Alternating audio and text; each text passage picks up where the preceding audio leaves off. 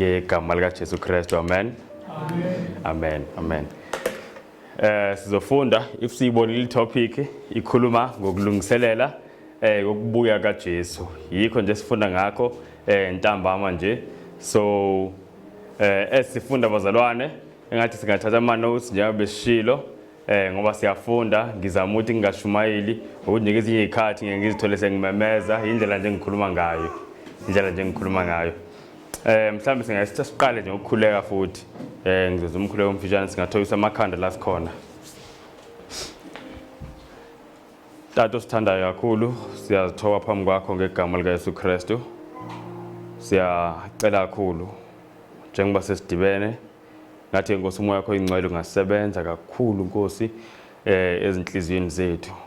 Please loving Father, ndiyacela kakhulu Nkosi kube ngumoya wakho ingcwele olawulayo ukucinga kwengqondo yami nokuthetha Nkosi kwelimi lwami. Kuba Nkosi nami ngumntwana ayikho ke Nkosi into endingayithetha engenceda abantwana bakho ngaphandle kokuvela kuwe. Please Heavenly Father, wawukwazi Nkosi ukufaka amazwi akho kubantwana bakho kuqala nakubanye Nkosi babengahlosanga ukwenza intando yakho njengobhalamu, kodwa Nkosi wabashutheka amazwi akho bathi xa bethetha kwaphuma Nkosi into efunwa nguwe. Ndiyacela Nkosi kakhulu ulawule umlomo wami. Please loving Father, siyacela Nkosi nangoku xa sifunda engathi isono singalahlekelwa ngamandla, engathi Nkosi izinto zomhlaba zonke Nkosi they may grow strangely dim. Please loving Father, siyadinga Nkosi experience singenayo, sidinga Nkosi uncedo Nkosi olumangalisa kakhulu. Please Nkosi ndiyacela usivuse kakhulu ekulaleni kwethu, usincede nje Nkosi to do our appointed work. Sicela konke ngegama elinamandla lika Jesu Kristu waseNazaretha. Amen. Bazalwane ngiyanibingelela futhi ngegama lika Jesu Kristu. Amen. Amen. Ukubeka nje la. So sikhuluma ngokulungiselela ukubuya kaJesu bazalwane. Ngiyakholwa ngenhliziyo yami yonke ukuthi isikhathi esiphila kusona isikhathi sokugcina. In fact ngingaze ngithi siku extra time, we are living on borrowed time. Siyazi lona bazalwane, sizobona sifunda kusasa about the Laodicean message and sibonile partly namhlanje sifunda ngemessage ka 1888. Yazi ziningi izikhathi la uNkulunkulu esitshena khona kuMoses prophet ukuthi uma ngaba lokhu kwakuhambe kahle kwakumele ngaba umsebenzi waphela uJesu abuye. Senze lona bazalwane. So kahle kumele ngaba kathi uJesu abuya. But ngenxa yokungathembeki kwethu njengebandla uJesu namanje usalindile. Siyazi thina hlezi sithi silinde uJesu, angisho namanje singabalindi thina esilindile. Umlindi nguJesu, siyazi leyo nto. Siyakwazi ukuthi umlindi wangempela nguJesu. Mawufunda incwadi Christ Object Lessons page 69 ithi Christ is waiting. Sayizwa leyo nto, ithi Christ is doing what? Is waiting. Ithi Christ is waiting with a longing desire for the manifestation of himself in his church. Ithi when the character of Christ shall be perfectly reproduced in his people, then he will come to claim them as his own. Sayizwa leyo nto? Kuthiwa uJesu ulindile ukubonakaliswa kwesimilo sakhe ebandleni lakhe. Kuthiwa nxa isimilo sikaJesu sesibonakala ngizothi mangithi ngokupheleleyo perfectly, kuthiwa lapho uJesu yakubuya azosilanda njengabakhe. Sezolini bazalwane. So uJesu ulindile. Now there's another work le character sisazokhuluma ngayo kakhulu kunenye bazalwane umsebenzi uJesu akhuluma ngawo mayikhuluma ngesikhathi sokugcina. Mawufunda kwincwadi kaMateyu 24 ku verse 14 lithi iBhayibheli lithi and this gospel of the kingdom shall be preached in all the world for a witness unto all nations, and then shall the end come. Kuyazwakala bazalwane. Akasho ukuthi uJesu and this gospel must be preached. uJesu ngesikhathi ekhuluma kuMateyu 24 akasho ukuthi this must happen. Usuke ekhuluma ngezinto azibonile ngamehlo omoya zisenzeka. Kuyazwakala bazalwane. So uthi uJesu leli ivangeli lombuso liyakushunyayelwa kumhlaba wonke. This gospel lebesikhuluma ngayo, the three angels message. Yazi ngimangala ke ezinye izikhathi ithi kwenzeka kanjani Nkosi? How will it happen? Ngathi le message le ngisho ebandleni. Angakhulumi ngaphandle ebandleni lesikulona. Ngingaze ngithi mhlambe 60 or 70% wabantu abayazi. Ukuyazi nje abayazi amaningi. Then ukuyi-understand it's even less, like maybe 95% abayi-understand. Tokwenzeka kanjani Nkosi? Tokwenzeka kanjani Nkosi? But uNkulunkulu uyazi bazalwane. uJesu ukhulume ngento ayibonile uthi, and this gospel of the kingdom shall be preached in all the world for a witness unto all nations, then shall the end come. Umsebenzi uJesu wathi mayibuka ngamehlo akhe omoya wabona abantu abazobephila esikhathini zokugcina abantu bakhe bewenza. You know, esinye isicaphuna esikhuluma ngalo leli verse engilishoyo sitholakala kwincwadi Review and Herald February 6 1908. Review and Herald February 6 1908. Very simple quotation. It is as we draw near to the coming of Christ, more and yet still more missionary work. Says Leonto? More and yet still more of missionary work will engage our efforts. Kazwakala bazalwane. Kuthiwa njengoba sisondela ekubuyeni kaJesu, kuthiwa into ezoloke ithatha amandla ethu kakhulu, more and yet still more, iloke ikhula ngokuthatha amandla ethu. Kuthiwa it's missionary work. So uma ngaba umntwana kaNkulunkulu, into ezothatha amandla akho kakhulu ezisondele ekubuyeni kaJesu, it is missionary work, spreading the gospel to other people. Kuyazwakala bazalwane? Angisho uJesu bazalwane, athi ngizoke ngibuze. uJesu angisho uthi, mawufunda incwadi kaMateyu 24 verse 37, uthi as it was in the days of Noah, so shall it be in the days when the Son of Man shall be revealed. Uthi njengoba kunjalo emhleni kaNoah, uthi kuyokuba njalo nasemhleni yokubuya kwakhe uJesu. Angisho usho kanjalo zana uJesu. Cela ukubuza. uNoah bazalwane ngemihla yokugcina. Angathi imihla yokugcina. uNoah bazalwane wayenzani? uNoah yini simazela yona? Wakha ini? Umkhumbi. Kazwakala bazalwane? In fact, mawufunda kwincwadi kaGenesis yonke ungayifunda iqede, awutholi ngisho naka wodwa la ukuthi uNoah wayehamba etshena abantu. Awutholi lo verse. Into esiyitholayo ukuthi uNoah yenza yini? Wakakha ini? Umkhumbi. Kazwakala bazalwane? Yini enye ukuthi uNoah yenza? Yini enye wayenza zalwane Noah? Siyacabanga ngizela umuntu ukushumaye. Seniyasaba ukuthi ngizobuza ukuthi nikuthatha kuphi bazalwane. Asiyeni ku 2 Peter chapter 2.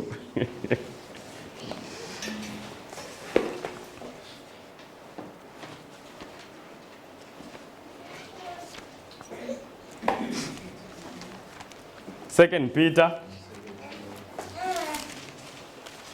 chapter 2 verse 5. Sesifikile.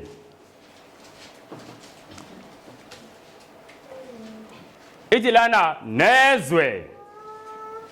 nezwe lamandulo engaliyekanga kodwa wamlondoloza uNoah umshumayeli wokulunga. Sezalwane bazalwane? Amen.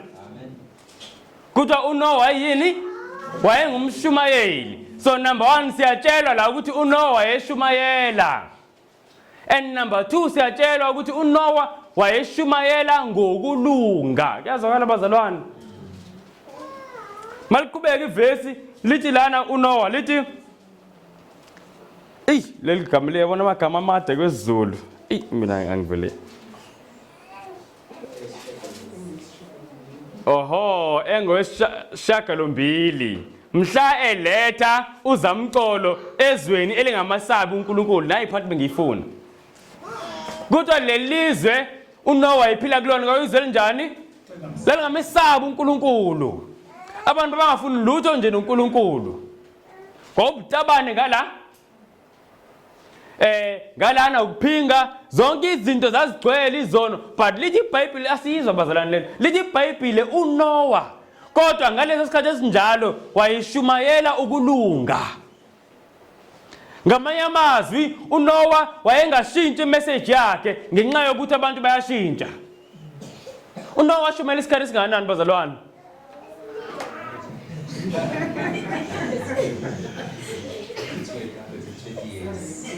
120 years angisho bazalwane. Washumela 120 years. Ayicabanga leyo nto? Uyacabanga ama changes abakhona emhlabeni ku 120 years?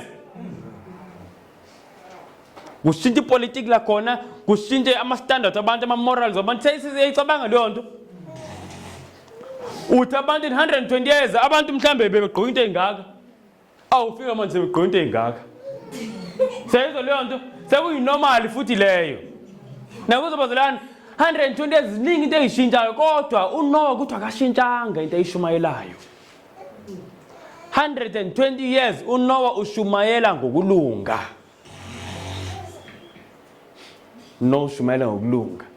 Na ngifuna sibuke kuyinsuku zokugcina seyiwakhile umkhumbi seyiqeda. Ngifuna sibondo ayisenzana uNoah. Nozitshela mhlambe mase kuyinsuku zokugcina seyiwakhile umkhumbi wafaka ukudla konke lokho. Neyitshela mhlambe wayilela uNoah emkhumbini seyilinde uzamcolo. Asizweni la. Uthi uJesu njengoba kunjalo emhleni kaNoah. Kuyokuba njalo. Naseyinsukwini zokubuya kwayo indodana yomuntu. Ithi lana the period of their probation was about to expire. Ngifunda ku Patriarchs and Prophets page 97. The period of their probation was about to expire. Ithi Noah had faithfully followed the instructions which he had received from God. The ark was finished in every part as the Lord had directed and was stored with food for man and beast. Seyizwa bazalwane kuthi umkhumbi sawuphelile. Sewugcwele ukudla, sewubona umsebenzi nathi kumele siwenze preparation country living. Kuthi uNoah wenza konke uNkulunkulu emtshela kona uNoah wayengathenga indawo. Na ngifuna sibone la. Kuthi and now the servant of God made his last solemn appeal to the people. Seyizwa bazalwane. Kuthi sekungene yonke into emkhumbini, ukudla yonke into sekuready. Uthi Noah athi ke ngiphupha kokugcina. Ithi lana bazalwane with an agony of desire that words cannot express. He entreated them to seek a refuge while it may be found. Kuthi bazalwane indlela uNoah wayikhuluma ngayo kuthi ayichazeki.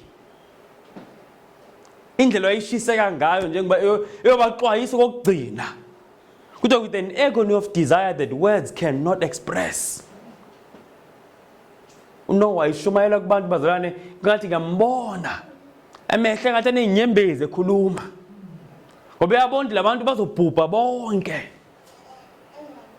Wabanxusa uNoah waze wasondela emkhumbini wama ngasemkhumbini. Seyihambile la ngahamba khona wama ngasemkhumbini. Abanye bayeza bazobuka umkhumbi ukuthi yini yakho la. Asukume uNoah abanxuse futhi athi bazalwane. Uyeza zamcolo. Kodwa abantu abalalelanga. So ngisho ukuthi bazalwane uNoah wayeshumayela. Kwaze kwaba sekugcineni and mangibuka mina ngibuke engathi nendlela ashumayela ngayo intshisekelo ayinayo yayiloke iya ikhuphuka the more isikhathi siphele. Seyibona lani bazalwane? Ngoba la kuthi manje waseyiqede yonke into uNkulunkulu seyizothi Noah ngena kuvalwe. Kuthi he gave the last final warning with an agony of desire. Wayengenakho uNoah ukuthi ayi ngoba kade vele ngibaxwayisa abangilaleli nasengiyidlalela emkhumbini sengilinde uzamcolo. Can you imagine 120 years? Uye kuphela nomndeni wakhe manje osele. Ushumayela 120 years abantu abezi. Abaningi bethu uthi ufika endaweni ushumayele nje unyaka owodwa uthi labantu abalifuna ivangeli uhlale phansi. This man ngonyaka wokugcina mhlambe ngeveki lokugcina uthi ngiye futhi kokugcina. Ngiyobaxwayisa. And siyatshela la ukuthi with an agony of desire that words cannot express. Kuthiwa he entreated them to seek a refuge while it may be found. Nabazalwane, angisho ukuthi makube kanje, kodwa uJesu uthe kuzoba kanje. Abantu bakaNkulunkulu kulesikhathi sokugcina nangu umsebenzi bazotholakala bewenza, uthatha imicabango yabo nesikhathi sabo konke kwabo. Ubuthatha konke okwabo lo msebenzi.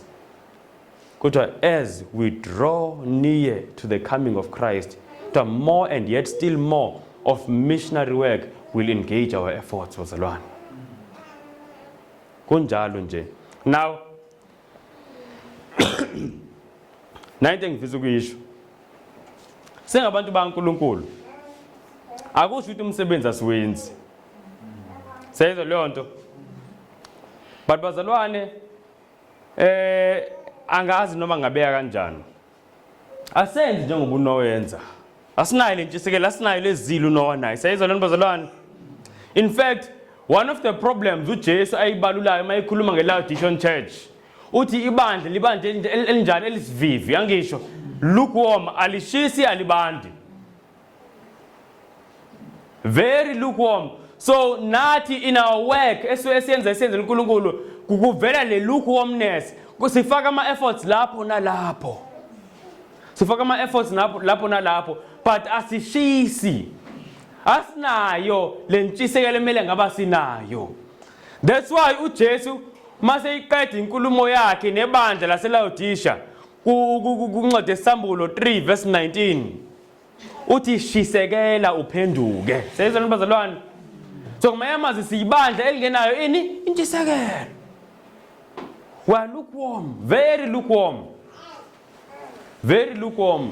Yilapho nje nalapho, hayi umuntu mawukuthi khona umuntu ngeke ngamthola. Akukho kodwa ukusha, yazi ukusha, uyazi ushe. Yazi ushe. Ngokufuna abantu balizwe ivangeli, ufuna abantu bezwe ngoJesu, ushe. Uthi angazi noma ngizoqala kuphi. Kodwa ngoba uNkulunkulu uyayizwa imkhuleko, uthi ngiyocela ngibuze uNkulunkulu. Ngibuze uNkulunkulu ukuthi ngingaqala kuphi. Yazi bazalwane, ngihlele ngishare le testimony. Ngesikhathi ngisasebenza. La ngisebenza khona kwi-office. Now nje kwi-office ngangidideka ukuthi ngizoqala kanjani ukushare ivangeli, kodwa ngangiyisha kakhulu phakathi ukuthi inkosi usuku lonke la. Manje ngingavangeli la ngiyovangela kuphi? Ngicabanga ukuthi inkosi ngizothini? Ngihambe ngikhuleke ngibuye futhi emsebenzini ngihambe ngikhuleke. Uyazi ukuthi kaphela unyaka ngiloye ngenza lokho. Angathi ngizongena kanjani? Kubane just here and there kuba khona umuntu oyedwa mhlawumbe ngizoxoxa naye masiye ekitchen abantu bayokwenza itiya ngizokuyozenzela umolasisi lapha sixoxe bangibuze ngehealth ekhulunywe ngehealth kuphela kanjani inkosi ngiyasha. Ngizoqala kuphi? Yazi ngelinye ilanga omunye sasebenza ne-office ngangilwe ngimxoxela ke ngoba sisondele sikudepartment eyodwa ngimxoxela ngoJesu. Ngelinye ilanga watshena abanye osisi nomama abahlezi behlangana njalo, mina ngazi ukuthi kuba nezinhlangano. Ukuthi yazi kunomuntu lapha kwi-department yethu engathi yamthanda uNkulunkulu, mhlambe uyayithanda lento eniyenzayo, nicabanga kanjani? Vele ke emsebenzini yangihleze ngihamba ngiphethe iBhayibheli, ngifike ngiphathe lesikhwama lesemsebenzini, laptop bag neBhayibheli ngala. Ngoba ngifisa ukuthi engathi ngaba khona inkosi ongibuzayo. Kwaphela unyaka ababuzi lutho. Manje wayiqhubeka ababuza ndoda. Okungitshene something akhona umuntu ofikayo othi nginenkinga kanje ngithi hey ngoba umhlaba unjalo. Khuni kakhulu. But you know the following year kanje into emangalisayo. Lo akayena ngisho umzalwane. Wamthiza nje uNkulunkulu ngoba wayezwana khona wayezwana nabo. I think la kulamantombazana wenza lento le. Omama namantombazana abanye abancane abanye badala. And then bekhona a few kodwa nje kuzo zonke izihlezi kusomama abaningi. Then bekhona koba abambalwa. Wabatshena wathi hayi kukhona umuntu lapha bathi akeze. Bangibiza one of the weekdays, I think it was a Wednesday kanje. Bathi ayisibona inkonzo ezikanje. Bathi bese ucela usenzele isifundo nje noma yisiphi. engangazi ngizoyenza siphi isifundo. Kanti uNkulunkulu bazalwane yazi uNkulunkulu mase iphendula umkhuleko kuba ngathi uyabukisa. Ngakhuleka isikhathi esithi bengathi akeze uNkulunkulu uthi mase iphendula kuba ngathi uNkulunkulu uyabukisa. Ngafike ngenza isifundo ngathi kozothi ngibafundise nje ngezwi likaNkulunkulu. Ngoba abantu ngezinye isikhathi thothi bayakholwa kodwa abazi kubaleka kwezi. Safunda ngezi bamangala. Then ngathi ngelinye ilanga maniphindela ngibiza siyofunda ukuthi ke manje izwi lifundwa kanjani. But I was next week. Ngeza futhi na next week ngaphinda ngasho kunye next week ngeza next week. Uyazi ukuthi bazalwane ngenza leyo nto ngasebenza ngaze ngayeka ukusebenza every day for so many years. Kwenzeka leyo nto. Kwaba khona abantu abaphendukayo. Ngaleyo nto ngoba ngaqale ngabuza athi uNkulunkulu ngenze kanjani? uNkulunkulu ngenze kanjani la? But uNkulunkulu wagcina elivezile ithuba. So inkinga yethu thina angazi ngathini we are very lukewarm. Seyidlulela nje uhlangana nomuntu uthi ayiphuzela usangena endawo vele wena. But bazalwane nanga umsebenzi kuthomele siwenze lo fana nokaNoah. You know makukhulunywa ngesimilo sika Jesu bangcwele. Sazi isimilo sika Jesu. Makukhulunywa ngesimilo sika Jesu abaningi bethu bacabangana ngicela ningitshene nje izinto abazalwane makukhulunywa ngesimilo sika Jesu umuntu angitshene nje into yokuqala efike mhlambe enhlizweni yakhe yini efika enhlizweni yakho noma emqondweni wakho makukhulunywa ngesimilo sika Jesu yini efikayo ngesimilo sika Jesu the character of Jesus singaphamisa izandla umuntu into yokuqala manje ngithi isimilo sika Jesu umuntu ayikhumbulayo yini bazalwane akho lutho efikayo yewe ma luthando nanenye snake very very patient sayiza leyo bazalwane Jesu ayinothando ay patient sayiza nje zonke these wonderful things ezibalekile yazi kunento eyodwa akekho umuntu oyicabangayo but ikhona eBhayibhelini asithi incwadi kaJohn chapter 2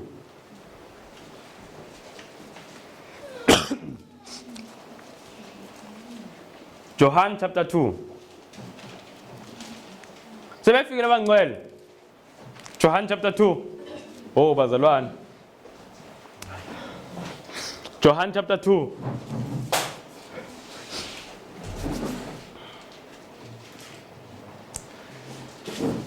lana kuJohn chapter 2 yini yenzakalayo into eyenzakalayo yilapho uJesu enzani bazalwane etempileni uphendula amatafula ngisho he's cleansing the temple uhlanza itempeli kunabantu abadayisayo lapha kunabantu abaphethe izinkukhu badayisa izinkukhu bashintsha imali yonke leyo nto ishishini akusazwakali ngisho noba kuyashunyayelwa phakathi physically izinkukhu khala imbuzi me ayikho nje into ezwakalayo uJesu wayezothi ha indlu kaBaba yenziwe lento kuthi wangena uJesu wabamba itafula kanje cabanga uJesu umuntu onothando nesineke singaka abamba itafula kanje hayi ukuthi akho umuntu akho lutho phezulu kwetafula khona abantu abahlele badayisayo khona izimali abayibeke into abayibekile bamba itafula aliphendule kanje yayicabanga lento uJesu enza leyo nto bathi omunye mayithi wathi uphendule bathi babethe wenzani babodotsa iswebhu wasithi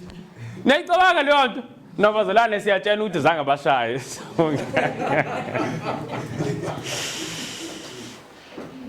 now kuthi abazalwane abafundi bakaJesu bamangala kakhulu ngoba nathi bayazi nabo bafana njenganathi bazi uJesu nesineke unothando bamaze njalo so gentle unjalo uJesu vele kodwa ngifuna sibone le balance kwisimilo sikaJesu nayi into ukuthi abayikhumbula mabebona lokho kusenzakala verse 17 kuthi abafundi bakhe bakhumbula ukuba kulotshiwe ukuthi ukushisekela indlu yakho kuyangidla siyezwa leyo bazalwane izithi ngeEnglish the zeal of thine house hath eaten me up kuthiwa uJesu enye yezinto ayinayo ngaphandle kothando nesineke negentleness konke lokho kuthiwa wayenezeal and izili kaJesu ayingajwayelekanga kuyizili eningi ngendlela yokuthi kuthiwa yayimudla yazi ukuthi udliwa izili kuthiwa it's eating him up indlela uJesu ayishisekela ngayo bazalwane wayesha uJesu because very zealous for umsebenzi kaNkulunkulu That's why uJesu wakwazi ukuthi awenze umsebenzi awuqede. Ngeke siuqede umsebenzi singenayo intshisekelo yalo msebenzi. Asizweni ukuthi uMoses prophet uthini ngalendaba. Lana ngifunda manuscript release volume 13 page 23. Ithi lana our warfare is aggressive. Sayizwe leyo nto? Our warfare is aggressive. Ithi your efforts, khona umuntu ayembhalele kahle, khona umzalwane there's a minister ayembhalele. Uthi your efforts are too tame. Isho ukuthini leyo nto? Uthi imizamo yakhe ilula kakhulu. Sayibona leyo nto? Uthi your efforts, hayi ukuthi is not making any efforts. Uthi your efforts are too tame. You need more force in your labors, else you will be disappointed in its results. There are times when you must make a charge against the enemy. You must study methods and ways to reach the people. Go right to them and talk with them. Study tact, how you can reach them, and be determined that you will not fail nor be discouraged. Sayizwe le nto bazalwane. Kuthiwa thina manje asiyapply thina. Kuthiwa our efforts are too tame. Kuthiwa yebo gumede yasebenza kodwa nje wenza nje into nje elula. And ukuthi mawuqhubeka kanje you're going to be disappointed at the results. Uzophoxeka ngemphumela. Kuthiwa lana there are times when you must make a charge at the enemy. Kuthiwa kumele simhlasele uSathane. Sengalindi ukuthi ahlasele sivike. Ahlasele sivike. Sayizwe loo nto bazalwane. Kuthiwa kumele simhlasele uSathane kube yithini esiyakuyena. Kuthiwa go to the people. Asiyeni kubantu sikhulume nabo. Then sifunde indlela. Fika mhlawumbe namhlanje yokhuluma uthi namhlanje hayi akuvelanga lutho nje kule nkulumo besinayo nabantu. Then hambe uyothandaza and they are studying ways ukuthi abantu how can you reach them? Hayi ukuthi nje kodwa uhlale phansi uthi mina labantu balikhuni ndoda. Hey, yazi kangaki mangikhuluma nabantu. Ngibabuze ngifika endaweni fithi hey bazalwane kunjani la? Uthi yabona thina sesayeka ngisho nokubazama labazalwane. Hayi labalikhuni ngayo. Noah lapho 120 years abazama bekangeni. But even on the last day kuthi waphuma amehlo lenyembezi agony of desire emangalisayo. Yamuntu lo muntu washa ukaza kayovala enentshisekelo nje. Ukuthi abantu bangene emkhumbini. Sizobona ukuthi leyo nto singayithola kanjani. Siqhubeke sifunde. Ithi Christ soldiers. Now makubhalwe kanje cela ukusho something lokhu bazalwane makubhalwe kanje manuscript 27:1890 ilokho nje igama lencwadi noba indawo kuthola kuyona ukuthi ay letters and manuscripts kodwa nje isikhathi esiningi bhala MS 27:1890 yi reference le ngathi MS 27 mafuna ukubhala nje ukushesha 1890. Now ithi lana Christ soldiers wrestle not against flesh and blood but against principalities and powers, and against spiritual wickedness in high places. Impelled by the love of Christ, they are to press the battle to the gates. Every soldier is to be up and doing, but God's servants are so slow, so fearful to make a charge upon the enemy, that often favorable opportunities for gaining a victory pass unimproved. Because they are not ready. So could have very slow. And one of the things we were so easily discouraged. So to be humble no this phone. Nithi nisangena kulomuzi kuvule ngene omunye umuntu evakashile nithi uyi hayi makunesivakasha sijikeni singabisangena. Sayizwe leyo nto. Kuba ngathi sihleze sigade nje into ezosikhulula nje kulomthwalo. Makuvela into encane ngithi ayabona lana ngeke kanje. Akukuthi asingene sebebabili ucabanga besofuna uyi1 sabe sathola 2 asingene impela. Sayuzwe lokubazalwana. Ngoba manje siloke sigade into enjani ezosikhulula. Engeke icishe sangena ukuthi hey yabona hayi la iprovidence ayivumanga. Ilo ingavumi iprovidence kuphela iminyaka. Abantu bayabhubha. Imingcwabo iyahanja njalo. Thothi nalapho asiyi noma kuthiwa ke manje abantu bayakhala ukuthi hey ake sihambe siyonala ithuba lokuthi lapho umazivulela. Lapho umazivulela. You know la besihlala khona singabi nayo imoto into besiyenze unkosikazi nangu ufakazi. Lokuthi makushoniwe abantu abalikhuni besihamba angazi noma niyamazini mcholo umgabadeli unkanyezi ngangijwayele ukufika naye lapha emacampini eGreytown mhlamba nimkhumbuli kodwa uyena engangihleli naye ngangimfundisa engisiza nje into eziningi sasihamba bazalwane izintaba ngaze yabona le izintaba lezi indawo sasizihamba ngikhumbula ngelinye ilanga kwashona komunye umuzi okusekudeni sathi ngcono manje ngesika kuyisabatha sasakhonza nje ekseni kuphela sathi asiqala uhambo lethu manje ngoba sisekudeni sahamba sehla intaba sikhuphuka sehla intaba sikhuphuka safika ekugcineni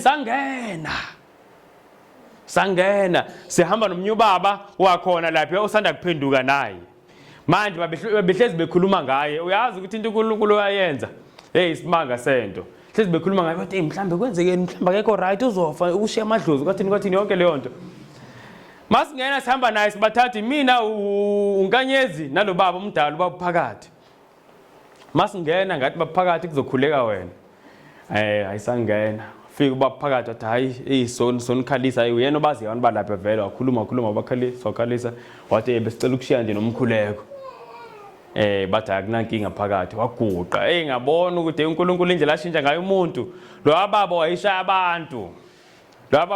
abantu futhi umuntu edluzi ilaba nje abangaba ngamabhinqi nje yazi ukuthi wathi baphakathi ake sithandaze yazi kangathi ngibuka imovie nabo abantu bebukile bebuke ngathi bathi uzothini mayithandaza umabhilidi bathi kuqwa wathandaza wathi uNkulunkulu wasezulwini wakhuleka ngathi ya uyazi mayekade khuleka wathuleka sathi nanti nezi besithi asoshiya nezi sathola ithuba savula izi sabe sabuyela emuva sahamba safika sekumnyama vele sikhuphuka izintaba ngoba sebona ukuthi ithuba vele imvela kancane manje sami ukuthi awu ithuba leli vele kuvula nobubani abakubuza nokuthi uvulelana iBhayibheli ekhaya makushona yakho umuntu okubuza lutho singathini ukuthi singaye sekushoniwe so bazalwane angazi ngabeka kanjani kodwa we need into esingenayo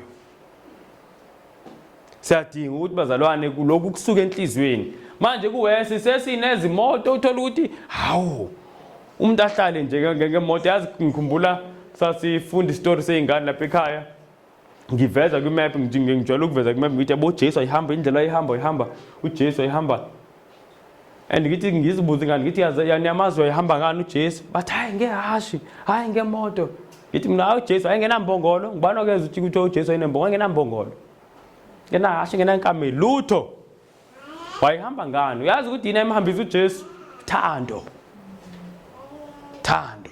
imbeka kuuthando lwemphefumulo nothando lika baba amazithi ubaba uyayithanda imphefumulo so bazalwane sayidinga kakhulu lento sayidinga kakhulu ngumqamanga nasibukeni la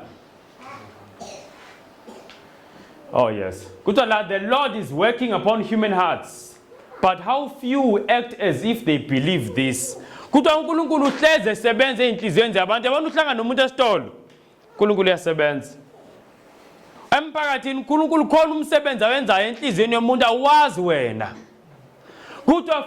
kuthiwa abantu abaningi indlela abaphila ngayo kuba ngathi abakholwa lokho abakholwa ukuthi uNkulunkulu khona umsebenzi azama ukwenza enhliziyweni zabantu ukholwa nje ukuthi hayi lo muntu akholwa mele uzama ukuyikhumbula wena ungakakholwa ungasondelana noJesu ukuthi kwakunjani kweyakhe inhliziyo imicabango yakhe injani nawe kuba khona izikhathi la oyibuza khona izinto kongathi ngaba khona umuntu ozofika nje aphendule yazi athi nginixoxele inkinga nama testimony amaningi bazalwane uyazi ukuthi ngesikhathi ngingakholwa ngisaphuza ngibhema ngesinye isikhathi ngangihleli kwi tavern sase-Eastern Cape sihleli lapha nomunye umuntu sibaningi ke siyabhema abantu babhemisa ngibona babaningi siyabhema and just ihleli lapha khona umngane wami kushuthi angazi wakhula kabi nje wakhula nenhliziyo embi manje wayithanda ukugwaza manje seyinabantu ababulele. Angilikhohlwa lisuka I will never forget. Ngicabanga le nto ngishona ngoba ngihlezi ngiyixoxa ngiyikhohlwa. Wabuza lapha sihleli sekuthulekile. Sihleli lapha yakhala nje umculo. Athi yazi bafethu ake sikhulume ngento ezihlakaniphile. Sike simeni nje kancane ngaloko kunye sikukhulumayo. uNkulunkulu ngaba into ekhona ngempela. Awubuza kanjalo. Into ekhona lento ekuthiwa uNkulunkulu ukhona. Noba nje mhlambe imvelo. Ayisaphendula sathatha ama-10. Ngiyakhumbula umunye waphendula nomunye wayihlupha nje ethanda ukugwazana kakhulu wathi mina uNkulunkulu ngicabanga ukuthi DJ imvelo mfethu. Angiboni khona umuntu ekuthiwa mfethu uyabona mfethu uNkulunkulu ibig boss yabona yazi abantu bakhuluma kanjani la bantu bensanga. Mina ugogo wami ehleze ethandaza. Hayi mina ngaphendula ngathi uNkulunkulu ukhona. Akekho kodwa waphikisa omunye ngoba vele sonke sazi lutho. Sayiphikisana kavele nje kuba yiloko. Sahlala saqhubeka. Uyazi wabuza. Lo bebuzile vele umbuzo oqala. Kuthi lento yamudla.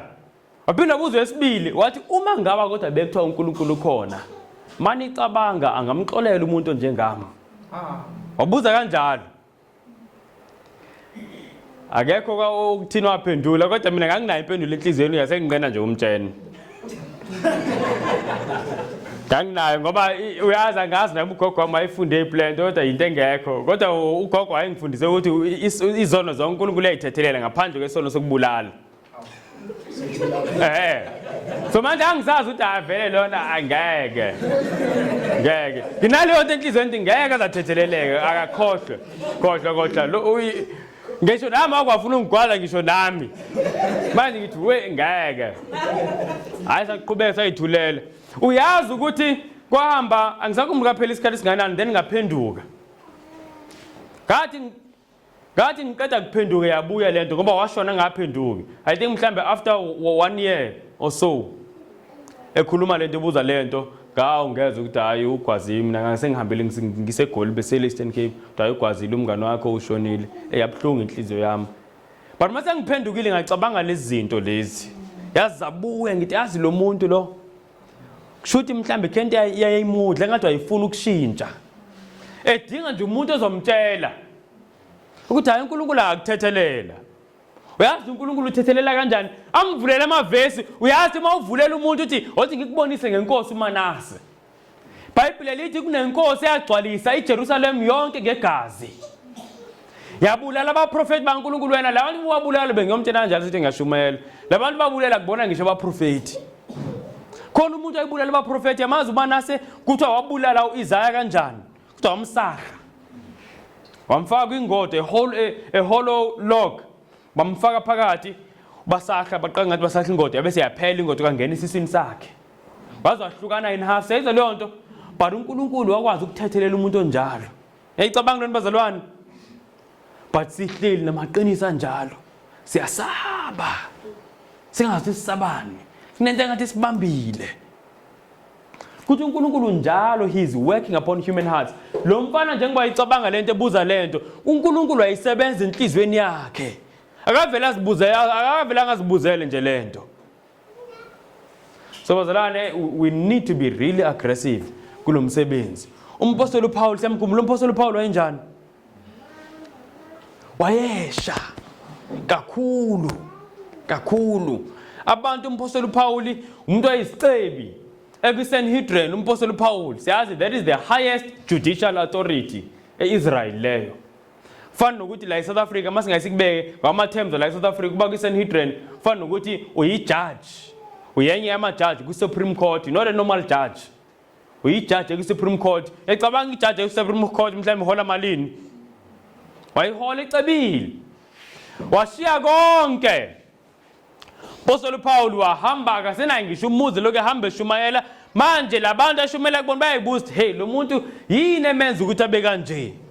AbaseKorinte bayazibuza uyazi ukuthi uPaul wathini mayiphendula mawufunda ku2 Corinthians 5 verse 14 uthi the love of Christ constrains us. Uthi inkinga uthando likaKristu. Uthi for with us judge that if one man died for all, then all are dead. Sayizwa leyo nto? Uthi ngifile ngoba khona indoda yafela bonke. Uthi uthando lukaKristu. It is the love that was constraining him, bazalwane. Umpostoli Paul. So lo luthando lakuyena. Lalikuyena. Kumele sikhuleke nathi ukuthi libe khona nakithi. Because ngendlela esihamba ngayo ngifuna uqambela amanga. Ngeke siqede umsebenzi. Our efforts are too tame. Senza ziningi ezibaleke konke sihlangane kanje kubalekile. But this is not the only thing ekumele siyenze as uJesu ebuya. Ithi quotation, more and still more of missionary work will engage our efforts. Sayizwa leyo nto ayisho ukuthi only camp meetings. Ayisho ukuthi only konke lo unye sikwenzayo okubalekile. But more and more of missionary work will engage our efforts. More and more of missionary work. Ngisho something ngoJesu nayo into yazi mangisanda kufunda something lento ngisanda ifunde einsukwini ngithinte kakhulu. Cela sifundeni la. Lana khuluma ngokuthi uJesu wakhula kanjani. Luke 2 verse 40. That the child grew and worked strong in spirit and filled with wisdom, and the grace of God was upon him. Now cela sizweni la, asizweni la. Education page 78 lo. Ithi ikhuluma ngoJesu ithi thus prepared. He went forth to his mission. In every moment of his contact with men, exerting upon them an influence to bless and a power to transform such as the world had never witnessed. Says the bazalwane, kuthiwa uJesu ngesikhathi eya eqala umsebenzi wakhe, kuthiwa in every moment of his contact with men. Says the lento siyifunda la, kuthiwa njalo mayihlangana in every moment of his contact with men. uJesu, he was exerting upon them an influence to bless and a power to transform, such as the world had never witnessed. Angimazi ngaze ngazibuza ifanti wayenzani. Umhlaba uqala ukubona into kanje. Such a wonderful influence, an influence to bless and a power to transform. Kancane was exerting a force. In every moment, lento yazi yangithinta kakhulu. Ngithe mangihlangana nomuntu inkosi njengoba besikhuluma lokhu naloku, did I exert any influence to bless or any power to transform? Noba nje ugeneral nje wodwa. General wodwa. Sengize ngathi inkosi yabona manje mangathi ngithini umuntu ngobuleki nje mfowethu nodadewethu noba isiphi isimo kusona uJesu yakuthanda. Ngidlule kanjalo. Nguthi khona umnye wangixoxela wathi kwake watshena umunye umuntu leyo nto uthi iyalishintsha usuku lakhe ngendlela emangalisa uthi uJesu yangithanda. Something so simple. Something so simple. And bazalwane ngifuna sikhumbule lokhu ngendaba yokuvangela. Ukuvangela, it's not about iskill somvangeli. Sayizwa leyo nto. It's about amandla kaNkulunkulu. uNkulunkulu wasebenzisa ithambo umhlathi wembongolo, a bone, jawbone wembongolo, ukubulala 1000 Philistines beze nezinkemba. Siyakhumbula uSamson ephethe jawbone yedonki. So bazalwane, it's not about ukuthi uphetheni umuntu, it's about ukuthi iphethe ngubani. Le jawbone njengoba iphethe uSamson, mawufunda indaba kaSamson njalo kithi and the spirit of God came upon him, and the spirit of God came upon him. Sayizwa leyo nto. So it was no longer in human hands, that jawbone. So into depend ukuthi iphethe ngubani. Uyabuka umfana omncane ephethe isikhaftini esingaka, abantu belambile uphethe isikhaftini nje esincane uthi awu ngine license nje manithi makuthiwa loaves lapha uJesu efeed abantu. It's not like literal loaves, lama loaves eswaziyo kakuyizinki like amabhanisi adliwa ngumfana aphethe umfana. Ayekho umfana ongaphatha isikhaftini umphako wama 5 loaves. Sayizwa lo bazalwane. So izinto nje ezincane, izinto ezincane nje. Sayizwa leyo nto. And 2 fish. Uyazi ukuthi leyo nto engeke ize iphe ngisho abantu abawu10 namhlanje bawu5 basuthe. Kodwa yathi mayithatha isusa lento kuyena ayibeka esandleni sikaJesu athi owenze wobona ngalokhu nje okuncane okunje. Kwadla abantu more than 5,000 kwasala ngisho umphako sayizwa leyo nto bazalwane. Ngoba le nto manje sesandleni sikabani? SikaJesu. So kumele usebenze nje lokho onakho. Ungalindi uthi hayi mele silinde brother banibani. Kuhlele kulinda brother banibani noma obafundisi obanibani. Ukuze le ndawo isetyenzwe kahle ke manje. Kumele siplane nje i-meeting ethile. Just take your barley loaves. Waphonze nje esandleni sikaJesu. Uthi mina Jesu nake ngikwazi ukwenza mangihlala nabantu. Manguthi ngumama awukwazi kuloko uya door to door ungene kwimizi enobaba. Kodwa makunomama ozwana nabo. Khuleka uqala uwedwa nje noJesu. Then uzama wenza ama efforts kancane kancane. So kuningi bazalwane, but nje into efuneka the first thing ukuthi uthando mele sibe nalo likaNkulunkulu. Uyayazi ivalue, ake ngikhulume ngevalue yomphefumulo. Ivalue yomphefumulo. Uyazi mawufunda kuncwadi welfare ministry page 84. Ithi the whole world sinks into insignificance in comparison with the value of one soul. Kuyazwakala bazalwane? Kuthi umhlaba wonke sikobe secabanga awusicabanga yini whole world. Wonke ama mine wegolide, wonke ama mine weoil. Yazi mawune mine elilodwa nje le oil. Oba ibillionaire nje manje. Uthi uJesu hlanganisa wonke lo mine. Zonke lezo zinto. Kuthiwa compared to the value of one soul. Kuthiwa it sinks into insignificance akuyilutho. Mayiqhathanisa nomphefumulo wodwa. Sekucabanga lokho bazalwane. Ngamanye amazwi ngisho noma bekuthiwa singathi manje sobeka itende la kubizwa abantu sispende imali mhlawumbe sisimane save unyaka wonke singabazalwane sesave imali be 50,000. Bese kuphenduka umuntu oyedwa. Akuyona waste leyo. I-profit and unimaginable profit. Sayizwa lento bazalwane. Profit yamangalisale. Kuthiwa just one soul. Kuthiwa the whole world sinks into insignificance in comparison to the value of one soul. Umama ehleli lapha nidlula mhlambe niyogibela ezidayisela ama-apula. Bokhumbula ukuthi i-value elapha ya. Yayicabanga leyo nto. I-value elapha ya. It's amazing. Kunje thina sifunde ukubuka abantu ngezinto zangaphandle. Siyibona leyo nto? Ngezinto zangaphandle. Kuze kube ngathi udlale ngempilo yakho. Awu mawuyovangela emakhaya. Ngithi ngoba ngihlele emakhaya ngivangele kuphi? Uvangela abantu abalikhulu kuba ngathi abana value. That value bazalwane ngeke kuyenze lutho. The whole world ayilutho compared to the value of one soul. Izwana ukuthi uJesu uthini la? Mhlambe angithi bazalwane.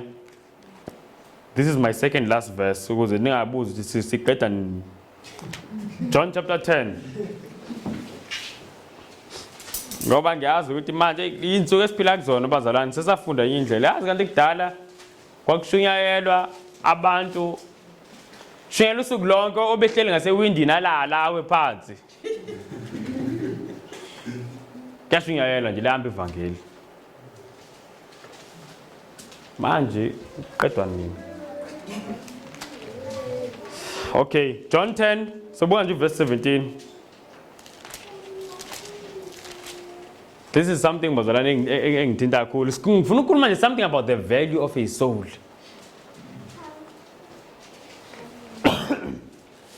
Verse 17 ithi lana ngalokho kusho uJesu.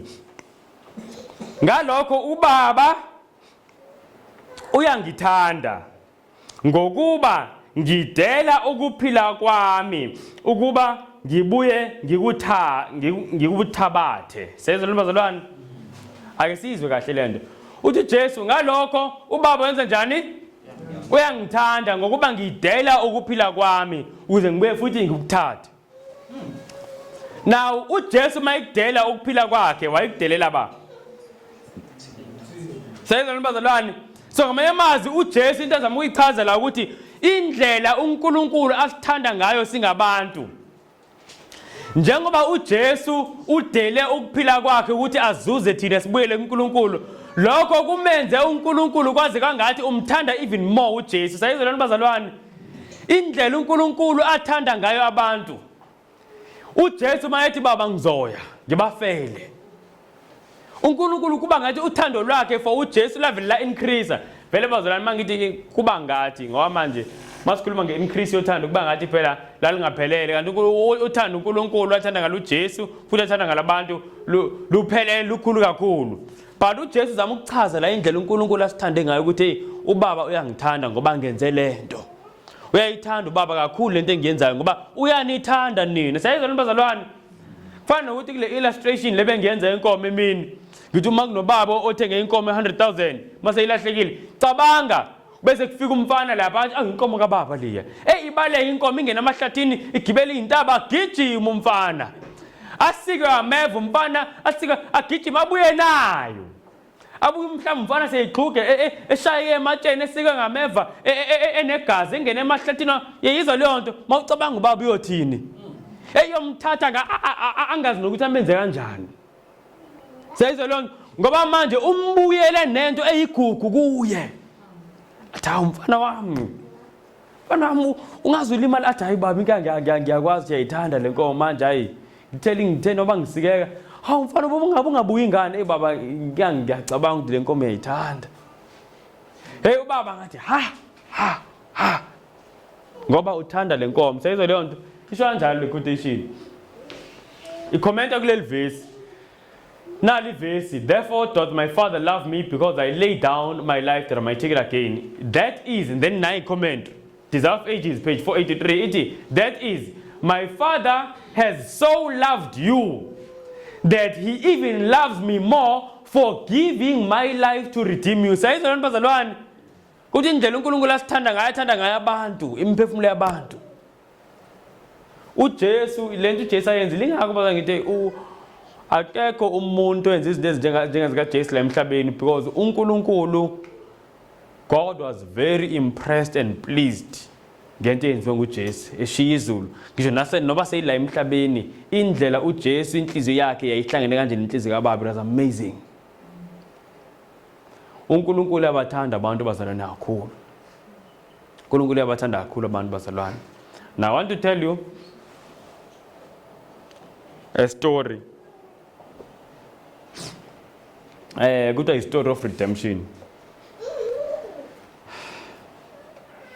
Ngesikhathi ngena isono ezulwini kwaba khona inhlekelele enkulu. Kuthiwa izingilosi zayeka ukucula. It was very very sad. It was very very sad ukungena kwesono la emhlabeni. Now besike safunda I think uba umdawe besichazela ngendaba yocebo losindiso. Ucebo losindiso dala labekwa kudala kusukela ekuqaleni ezikhathini zaphakade. Mawufunda incwadi kaPetro oqala 1 verse 20 iyachaza lokho, nencwadi yaseSambulo 13 verse 8 ichaza lokho. So dala labekwa icebo losindiso. Yizona bazalwane, umoni engakadalwa ngisho ukudalwa umoni icebo losindiso laselivele likhona. Kuyazwakala bazalwane. Now kunento emangalisa yenzeke ezulwini engithathekisa kakhulu. Ngokuthi kwathi mangena isono there was that period of sadness kukubi nje. And then kuthiwa kwaba khona inhlangano yabakhona ezulwini. Now mawufunda ngalokhu cela ukuthi nyabazalwane siyibone.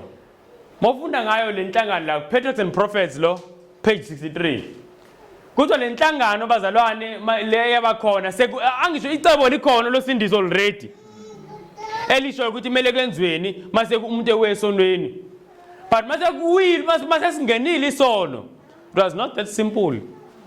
Kuthiwa kwaba khona inhlangano now ithi lana long continued was that mysterious communing. Kuthiwa yathatha isikhathi eside leyo nhlangano. How? Ize yaqhubeka the Council of Peace for the fallen sons of men. Namanje mina ngazibuza ukuthi yini eyenza ukuthi le nhlangano ithatha isikhathi eside kangaka. Icebo libe likhona no-Ellen White nayo yazi ukuthi the plan of salvation had been laid before the creation of the earth. Sayizwa leyo nto? So yini manje eyenza ukuthi inhlangano ithatha isikhathi esingaka pho ukuthi kuzokwenziwani? Ngoba phela nali icebo kumele nje ngaba sekuyenziwa. Yini enza inhlangano ithatha isikhathi eside? Siyizwa la ithini, ngicela sizweni la ithini. Yini enza ukuthi inhlangano ithatha isikhathi eside? Ithi yet it was a struggle. It was a what? It was a struggle. Even with the king of the universe to yield up his son to die for the guilty race. Sayizwa bazalwane, kuthiwa kwakunzima, kwakungekho lula ngisho nakwinkosi yezulu ukuthi inikele ngendodana yayo. Kuthiwa there was a struggle enhlizweni kaNkulunkulu ukuthi anikele ngoJesu. Selibuka icebo, ebona the humiliating birth, uhlazi uJesu azodlula kulona nobuhlungu. Kuthiwa it was a struggle kakhulu. Wena ingane yakho sekuthiwa ihambise endaweni lapho wazi ukuthi eyilapha kumane kulalwa phansi, kezinye izikhathi kulalwa phandle. Kuyoba lula nje uvele uthi hayi agibele uhambe lapho. Kuyoba lula. Ngeke. Even if mhlambe lento ezozuzwa yinto right, but uyabuka yonke leminyaka simhlambe kuthiwa nje ikhosi ka5 years. Kuthiwa it was a struggle. But God so loved the world that he gave his only begotten son, that whosoever believes in him should not perish but have everlasting life. Cela sicabange nje leyo nto bazalwane. Cela sicabange. uNkulunkulu for the very first time in eternity, ngoba iBhayibheli lithi there is nothing hard for God. For the very first time in eternity kwakuqala kube nento uNkulunkulu enzima ukuthi ayenze. Siyayizwa leyo nto? For the first time in eternity God struggled to do something. It was a struggle, even with the king of the universe, to yield up his son for the guilty race. Kodwa uNkulunkulu ngenxa yokuthi esithanda wanikela ngoJesu. Sikhumbula ukuthi ke manje akathandanga thina kuphela esila, uthande umuntu wonke. So labo bantu esikwazi ukufinyelela kubona abaseduze nathi, asenzeni imizamo. Sisezwana bazalwane, siyayizwa lento kodwa. Ngoba uJesu wabona ukuthi abantu bakhe besikhathi sokugcina 90 bazobeyenza. So if we're not engaged in this work, mele ngizibuza ukuthi ngaba ngempela ngingumuntu kaNkulunkulu yini? Ngoba kuthiwe as we draw near to the coming of Christ, more and yet still more of missionary work will engage our efforts. Makuthiwa our lapha kuthiwa God's people, the efforts of God's people. So if I'm not engaged, mele ngizibuze, am I God's person? Ngumntwana kaNkulunkulu njengoba ngekho engaged in this work.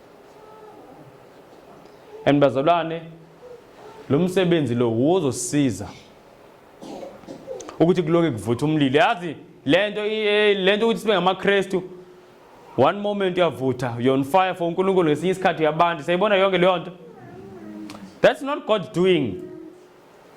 Yithini esenza ukuthi kube kanjalo? Nani alibona yini le? Ngicela ukubuza einganeni. Yini le? Yini? Ilanga.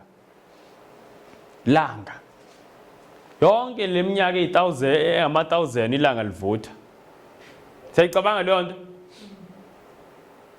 Alikazi bene load shedding ilanga. Nani yazi ukuthi khona load shedding ilanga. Lapho likhanyisa lumhlaba wonke. Likhanya kusukela le ekudeni.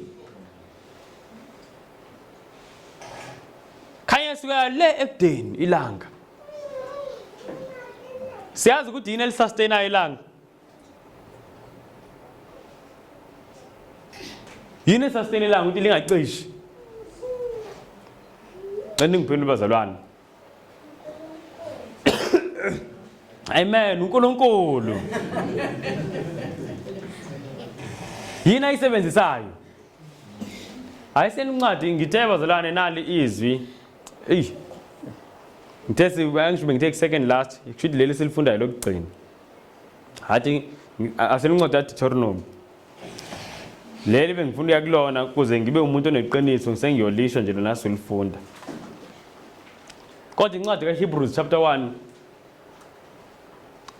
mawufunda ngicabanga verse 3 or 4 liyasho iBhayibheli ukuthi uNkulunkulu yonke into ayidalile uyisustaina ngezwi lakhe. Sakwazi lokho bazalwane? Ngiyakhumbula ngikhuleka ngithi Nkosi ngiyacela ukuthi ngibe neconsistency. Ngivuthe nje ngingacishi. Ngivuthe nje ngingacishi. uNkulunkulu angibonisa ilanga. Can you imagine uNkulunkulu indlela aphendule ngayo umkhuleko? uNkulunkulu nje angibonisa ilanga. Then kwafika leli verse leli ezingikhuleka. Kangathi ngiyalisho mina leli verse ngithi nelanga nalo oligcina ngezwi lakhe. Oh, uze ngivuthe mele izwi lonke lilaphakathi kimi. Mangifuna ukuvutha ngingacishi, the word of God must be constant in my mind. Ngingenza kanjani ukuthi izwi kaNkulunkulu liloke njalo liphakathi kimi? Nali verse solifunda yabazalwane. Nanto yosiza masifuna ukuvutha. Singacishi. Ngithe i-chapter incwadi bani? Deuteronomy chapter 4.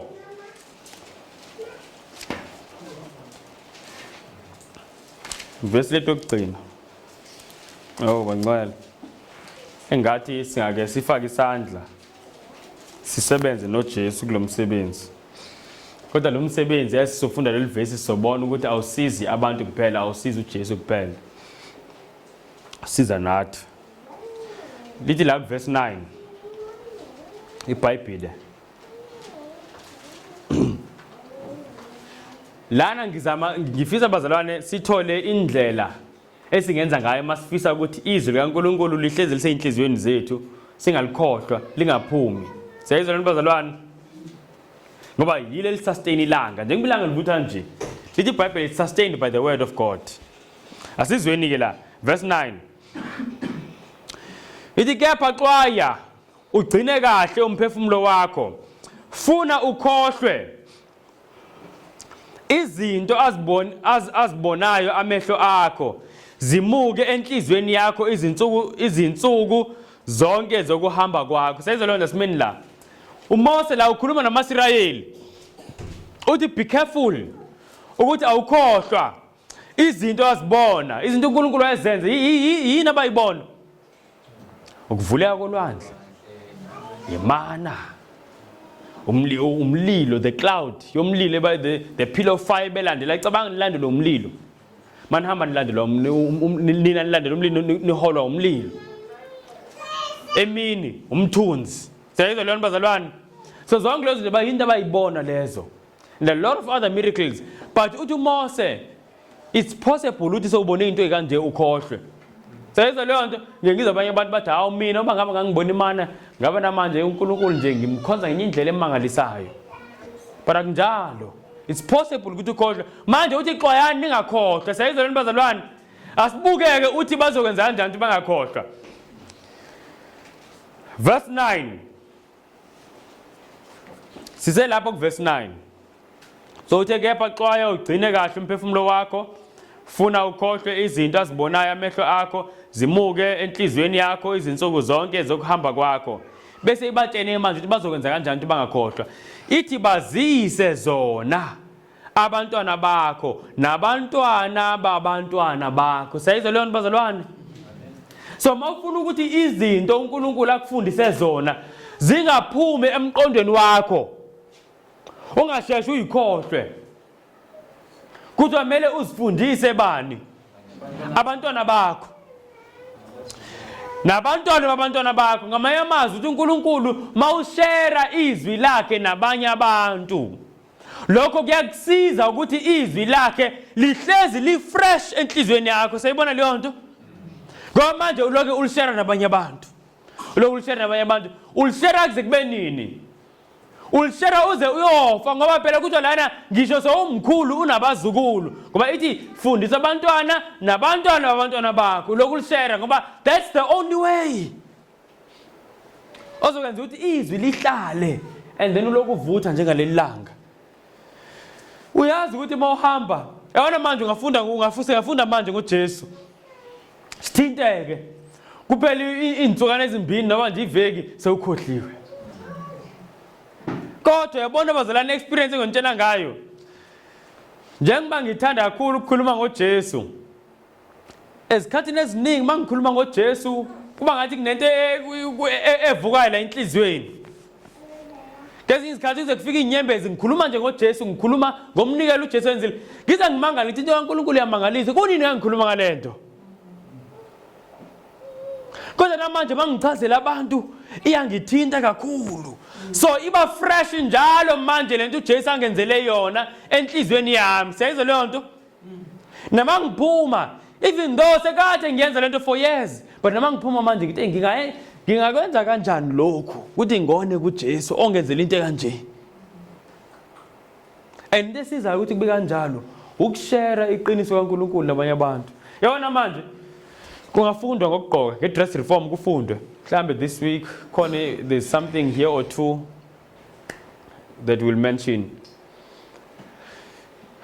Kungafundwa ngokugqoka ukuthi hayi mele ugqoke kanje, uNkulunkulu uthanda ugqoka kanje, kuvula amavesi nani ha hayi ngempela noma uye esitolo ubukisisa kahle noma umama uthi ngeke ayileha ayishayi khona. Uyibuke lenenye uyibuke ukuthi yayinhle uthi hayi inomqhelo osuka la phezulu kanje, akona lo pende ngipenda ngawo udlule. Seyizwe leyo nto ngoba kusanda kufundwa, sekho i-conviction is strong. Uyazi ukuthi mase kuhamba iminyaka neminye iminyaka uthi hawu kodwa bakithi ayimfishane kakhulu, ayimfishane kakhulu. Yazi kwenzakalani? Conviction. Ngoba into igcine kudala, it's no longer fresh in your memory. Conviction nayo iloke kancane kancane yaphela, kancane yaphela. Ingakho uNkulunkulu efisa ukuthi sikhumbuzane ngezinto ngisho sesizazi izinto. Uyazi ukuthi yini yenza ukuthi uNoah i-conviction yalento uNkulunkulu amtshene yona ihlalise enhlizweni yakhe uNoah for 120 years ube na the same conviction, so strong give up yonke into nayo wakho umkhumbi. Yayizwa leyo 120 years. Abantu baze bakutshela bathi awu no kuni nosishana lento sekudlule 50 years manje akuvele zamcolo. Uthi no uyeza. Uyazi yini yamenza ukuthi conviction ihlala iphila? It's because wayiloke ekhuluma ngayo lento. With every message ayishumayela uNoah, the conviction yaba stronger and stronger. Every time ebanikeza a warning note, umoya ingcwele would strengthen the conviction enhlizweni yakhe. Athi ngeke emele sakhe mayifike ekhaya athi ngeke yabona into engiyibone namhlanje hayi asakhini kanjalo. So bazalwane, ngisho ukuthi uvangelo alisizi kuphela abanye abantu la beziqiniso, lusiza ngisho nathi. Masingalenzi uvangelo bazalwane, we are going to drift away. Angibeke nje kanjalo. If we are not interested kulo msebenzi, we are going to drift away. So uNkulunkulu athi angasiza bazalwane ngempela lo msebenzi siwenzisise lo msebenzi. Ngifuna ukubheka isikhathi. You know, kunento engifisa siyenze before ngithandaze. Mhlambe ngizosenkingeni manje no program director ngesikhathi. Just something small.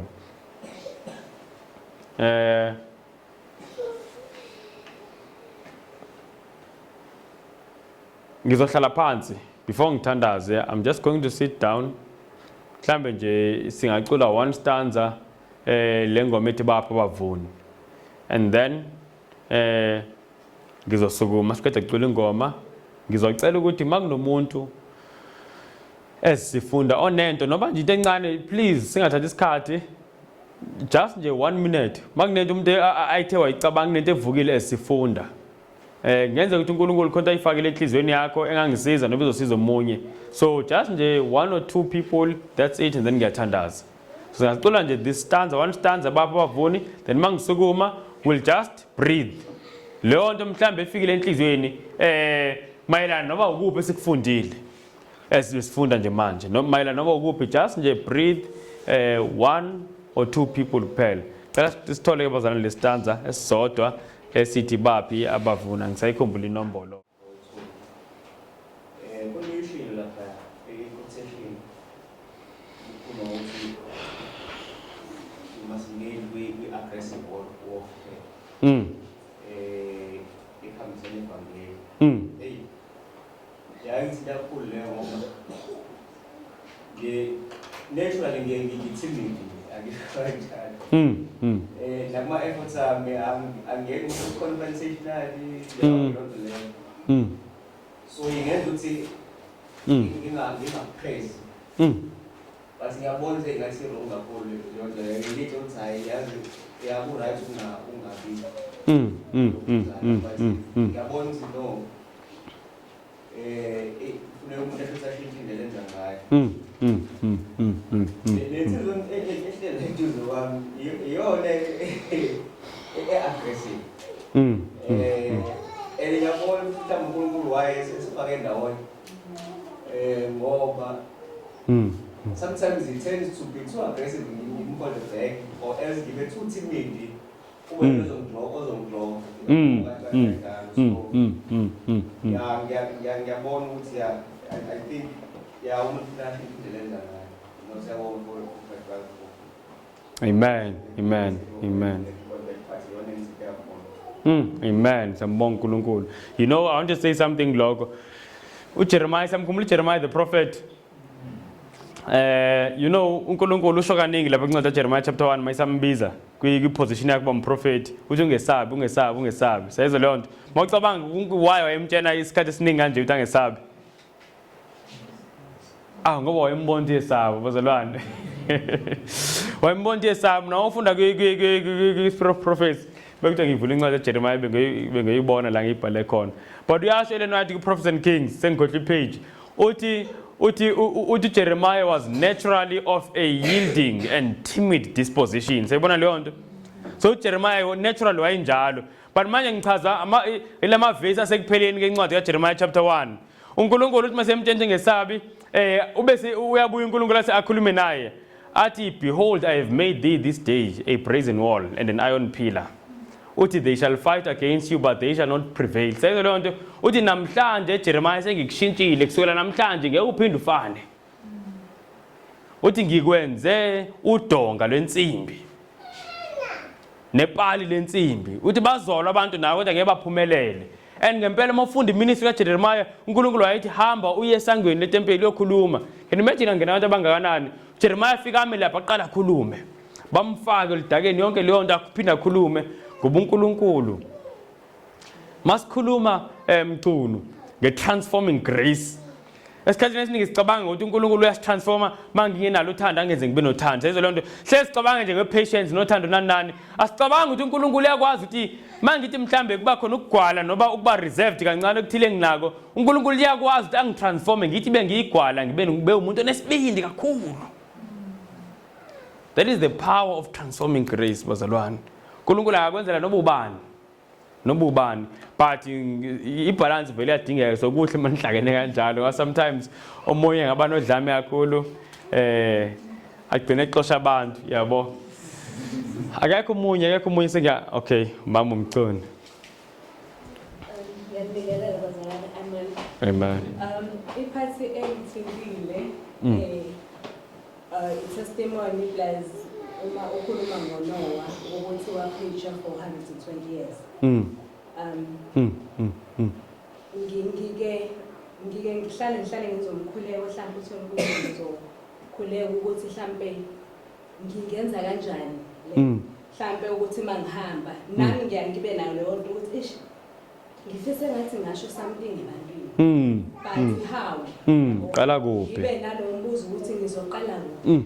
Sometimes ngizokhuleka but not for isikhathi eside ngibona ukuthi mhlawumbe umkhuleka uphenduleki then ngiphinde ngiyeke then ngiphinde ngiqale phansi ngiphinde ngiyeke yabo kube kanjani but uma uthi ukhuleke for 120 years and ngiyabuka ukuthi okay kusho ukuthi one of izinto edala ukuthi kube ngathi awuphendule umkhuleko wami is because ngifuna into engizoyibona manje.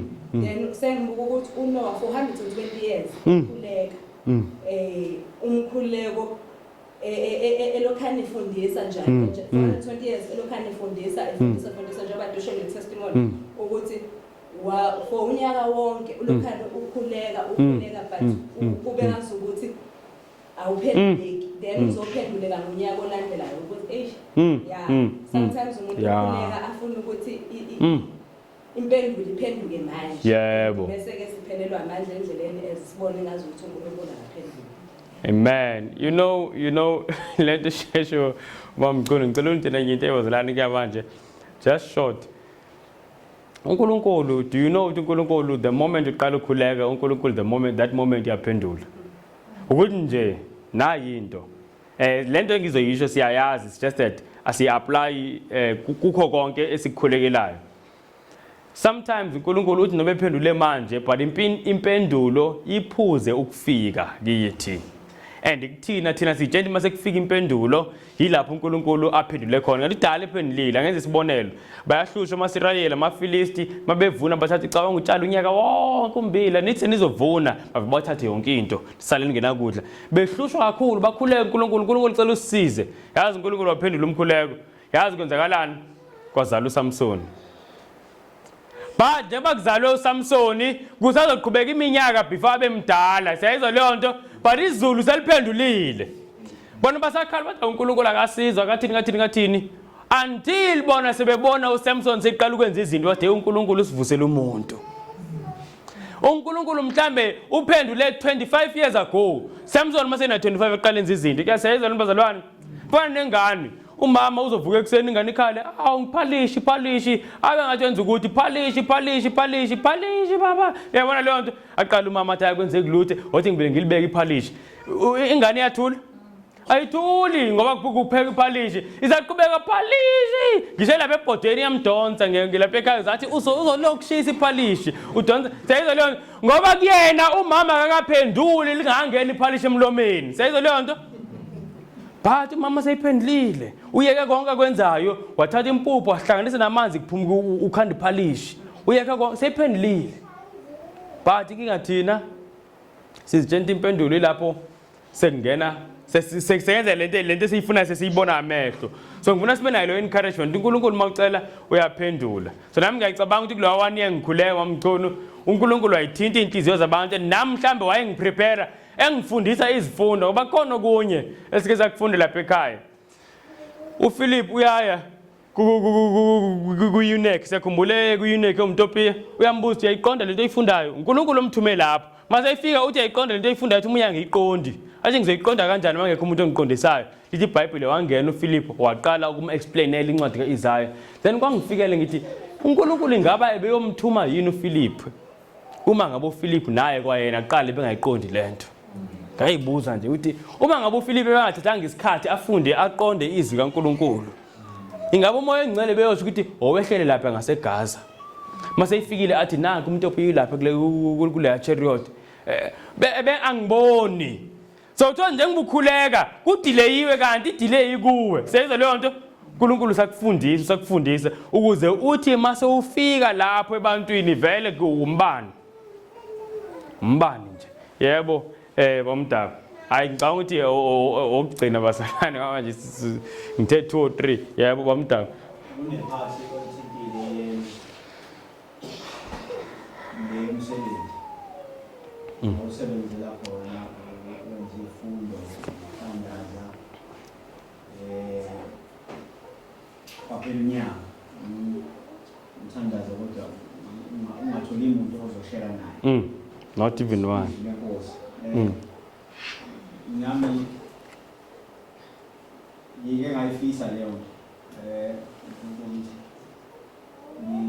ngilento ngithole abantu engafunda nabo ngangisebenzela khona but ngiba angangi noma ukuthi ibhaji noma yini ngiba nebhaji lokuqondana nenhlanhla nabasindiswa khona la khona futhi angazi ngoMkhulu sihlezi kufanele sihlezi khona la sahlangana khona nenhlanhla kukhona abasindiswa nabapostoli masekuba inhlanhla eziwu3 so inhlanhla zikhuluma ngolelekuzana ngoJesu ukulingana nomqalo wabo wendlela Maselithi mina ngicela ningiprovele balingana. Lento abayenzayo ngoba vele bakhipha le ncwadi yabo encane isihlabelelo seyihlabelelo. Bakhipha leyo ncwadi leyo bachaza. So kune part abayithintayo ukuthi umqalendlela wanikezwa uJesu ukuthi avule ibandla.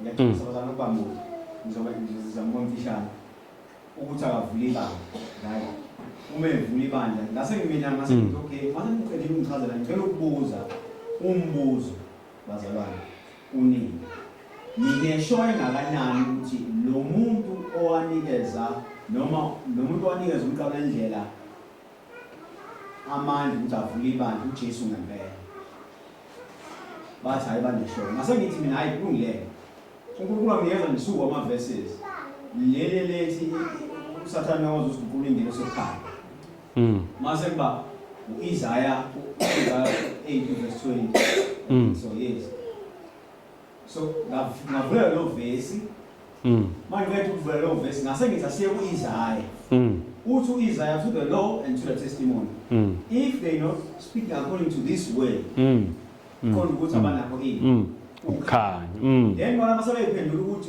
kahle futhi uthi wena umuntu owafikayo akuyena uJesu uSathane ngoba wazi ukuqula indlela sokhaya ibona bayiphendula avange ukusho yini so manje ngizama ukuya lapho ukuthi ngiye ngithi ngazama kule group safunda nezinqebo ayi ngabona ukuthi leli ngifundisa yazizwe ngoba la ngihlangana khona ngihlangana nempi njalo ngihlangana nempi angani noma isuke vela kuJehova noma yebo ngiyakuzwa impela you know simbonga kodwa uNkulunkulu ngamathuba amane vela ngoba ngisho noba impi khona uba khona ozwile ahambe eyibuza ekhaya ngalento ayizwile but naki ngiyokusho nami ezinye izinto ngayifunda ngoba you know since ngizothini sasimane sivangela so sasenza ama lesson umuntu loke trainer kanjalo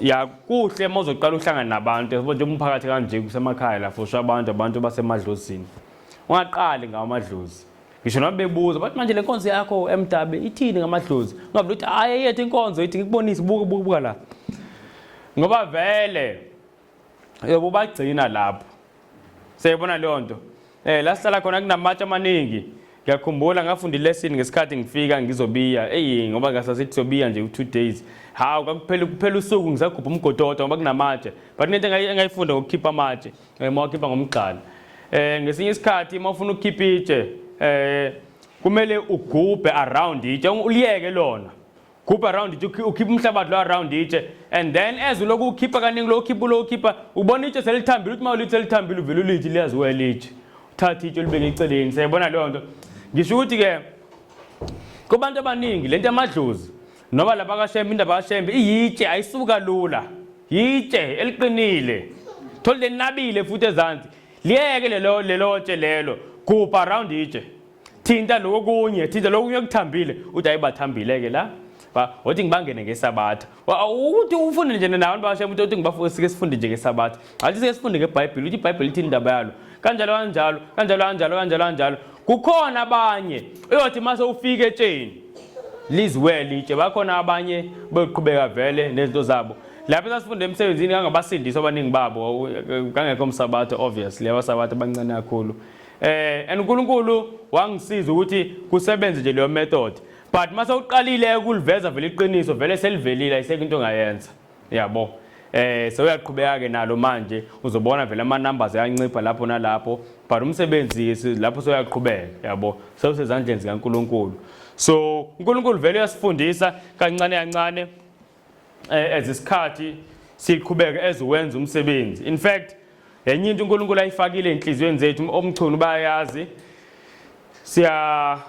siyafisa very soon ngicabanga ukuthi next year kuzokwenzeka lapho sikhona sifuna ukuqala isikolo sokufundisa kodwa hayi iGreek neHebrew sifuna ukufundisa nje ukuvangela yabo sifisa ukufundisa ukuvangela abantu abancane kancane kube nama-camp nje la sifunda khona nje ukuvangela theme ukuvangela simane sihamba uyazi nje izinto engayifunda ezimangalisayo uyazi bazalwane uyakwazi ukushumayela ngisho eTexini ngangishumayela eTexini umane ushumayela eTexini and baningi abantu engaba-richa eTexini more than labantu engangibashumayeza emsebenzini ngoba eTexini ngikhumbula and kwangeyona iplan ukuthi hayi ngizobile ngiye eTexini kwafa imoto yami ngihamba ngayo yafa imoto ngagibela itekisi and then mangifika kuthulekile hawu kuthuleke kanje eTexini hayi ngizoshumayela mase ngibuya ntambama ngiyakhumbula ngathi hayi awuthi ngisukume ngashawuvale ngahlala phansi. Kusasa ekuseni ngathi ngiyazama ngaphinda ngashawuvale ngathi hayi kodwa manje ngeke uNkulunkulu sengiyakuphika ngikho ready for a crisis. Yabona nje ngoba buhlungu ngathi yabona manje ntambama noma ngingathwani ngiyasukuma. Ngempela futhi yabala imali yaqeda ngibheke nje mase qeda kubala imali ngoba kusekho umuntu ongiphazamisa waqala ushaya music. Driver hayi sangena ku freeway sasihlingala leso sikhathi sihlala eMontclair. Ey uyazi bazalwane ngangihlele emuva ngenza kanje ngilo ngithe ngifuna ukusukuma sisale sayongena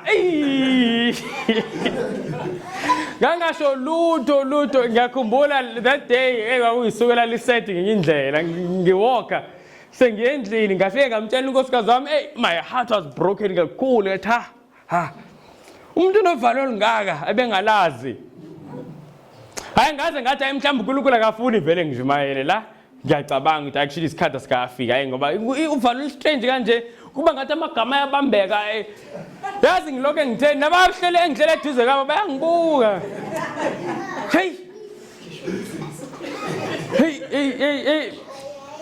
ngathi uNkulunkulu hayi kushuthi angibona ngathi mhlambe mina awuthandi ngishumayele ngoba angazi nginovalo olunzima kakhulu kodwa cela uzungibonise mawuthanda hayi ekseni ngagibela enye itaxi ngafika ngingagcwala mangifika hawo lo bhuti udlala igospel utaxi driver udlala igospel hayi ngangena ngabingelela ngathi kuyakhonzwa la ekhaya wahleka wathi hayi nje hayi waqhubeka idlala igospel ngathi indoda phela uyazi ukuthi ke nje wakukhonzwa ungivumele nje mase eqedwe ukubala imali ukuthi ngishaye nje ivese lodwa wathi hayi akunankinga ngathi isoke sibone wagcwala abantu yazi itaxi ligcwala abanye baze bame kanje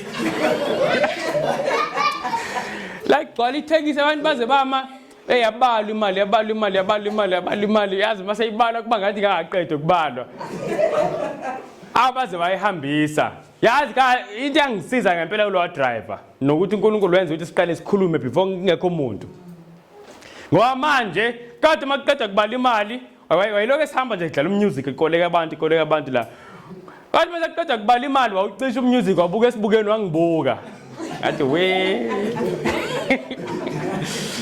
ngaqala kanjalo ukushumayela emathexini ngasukuma ngashumayela uyazi ukuthi emva kwaloko kwaba lula ngisho noba ngibele iphi nje ngiyasukuma mangisethexini nje ngiyasukuma nje ngibuye ngisho ngikhumula ngisa suka eCamp esuka emhlabeni elingana ngisagebela itekisi ngathi sethexini uthi ngisukume ngishumayele usekulula ngoba manje kodwa kusaqala uvalo liyakushaya uzungazi ukuthi ubusabani siyabona nobazalwane so sengisho nje ukuzama so lama experience kanjalo siyifise ukuthi ngathi singawashare nabanye abantu even siwenze futhi mhlambe sothatha ama students amanye sifunda sithi ayasambe ngizogebela itekisi sisedolobheni sishumayele nje taxini umuntu afunde nje into abangayijwayele ngoba ivangeli bazalwane kumele lihambe nokuthi la we need to be aggressive sesitimeleni setaxini sebhasini noba ikephi we need to be aggressive ake sivale namehlo bazalwane sivale ngomkhuleko we have taken some time.